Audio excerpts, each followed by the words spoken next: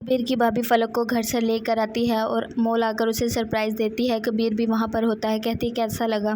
فلک کہتی مجھے بہت اچھا لگا، لیکن بھابھی آپ مجھے بتا تو دیتی۔ جس پر وہ کہتی ہے پھر سرپرائز کیا رہتا اگر میں تمہیں بتا دیتی تو؟ نوال کہتی ہے حمزہ تمہاری میری بات یہ ڈیسائیڈ ہوئی تھی، جو پچھلی باتیں ہیں وہ سب ختم ہو گئی ہیں، دوبارہ کوئی بات نہیں ہوگی، لیکن تم میرا تماشا بنوانا چاہتے ہو، سب کو کیوں بتاتے پھر رہے ہو؟ وہ کہتا ہے کہ میں نے صرف آپ ہی سے ذکر کیا تھا، مجھے نہیں پتا تھا وہ تمہارے پاس آ جائیں گی۔ نوال بہت غصہ کرتی ہے۔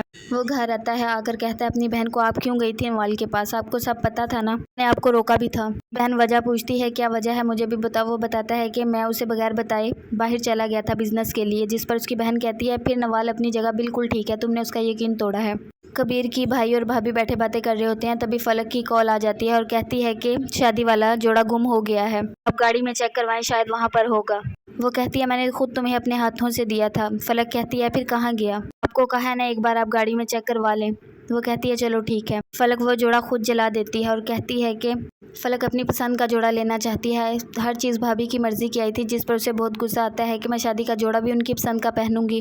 کام والی دیکھ لیتی ہے کہ فلک اپنا جوڑا جلا رہی ہے۔ کبیر کی بھابھی آتی ہے اور کہتی ہے فلک پریشان نہ ہو، میں سارا CCTV کیمرہ سب کچھ چیک کر کے آئی ہوں، جوڑا تمہارے ہاتھ میں ہی تھا۔ فلک کہتی ہے اگر ہمارے گھر میں بھی کیمرہ ہوتا تو میں آپ کو ریکارڈنگ دکھا دیتی، آپ اتنی انویسٹیگیشن کر رہی ہیں۔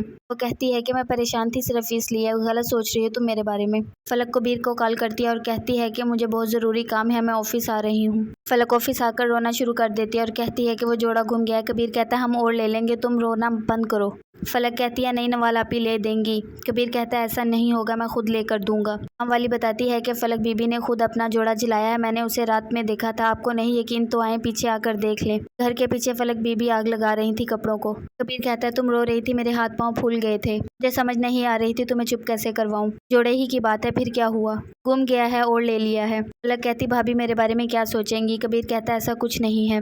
نوال گھر آتی ہے، اس کی ماں کہتی ہے کہ فلک نے اپنا جوڑا خود جلایا ہے، اس نے ایسا کیوں کیا پتہ نہیں۔ نوال اور اس کی ماں بات کر رہے ہوتے ہیں، فلک آ جاتی ہے، فلک کو بہت غصہ آتا ہے، وہ کہتی ہے کہ ماما آپ کو مجھ پر یقین نہیں ہے، آپ کام والی کو بلائیں، اس نے مجھے کہاں سے جوڑا جلاتے دیکھ لیا، مجھے تو اب یاد آیا کہ میں نے سارے کپڑے اس کو پکڑائے تھے، کہیں اس نے چھپا نہ لیا ہو اور بعد میں جلا دیا ہو کہ مجھ پر بات نہ آئے۔ کبیر اپنی بھابھی کو کہتا ہے وہ اتنی انویسٹیگیشن نہیں کرنی چاہیے تھی، فلک کو اچھا نہیں لگا، وہ سوچ رہی تھی کہ بھابھی میرے بارے میں کیا سوچ رہی ہوں گی، آپ اسے ایک بار کال کر لیجئے گا، وہ آپ کی بہت عزت کرتی ہیں۔ اس پر کبیر کی بھابھی کہتی ہے چلو ٹھیک ہے، پریشان تھی اس لیے میں نے CCTV کیمرے کی ریکارڈنگ چیک کی تھی اور کوئی مسئلہ نہیں تھا۔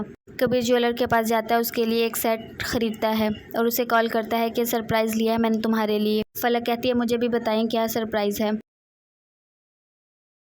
حمزہ کو نوال کہتی ہے کہ آپ بار بار اس بات کو نہ دہرائیں تو اچھا ہوگا۔ حمزہ نوال کو سمجھانے کی کوشش کرتا ہے کہ پرانی باتیں بھول کر اسے معاف کر دے، وہ اپنی ماں کو اس کے گھر بھیجنا چاہتا ہے۔ نوال کہتی ہے میں نے تم سے کوئی شادی نہیں کرنی۔ جیسے ہی حمزہ نوال کا بازو پکڑتا ہے تبھی اس کی کلیگ آ کر اسے دیکھ لیتی ہے، جس پر نوال کو بہت برا لگتا ہے، نوال کا بازو چھوڑ دیتا ہے۔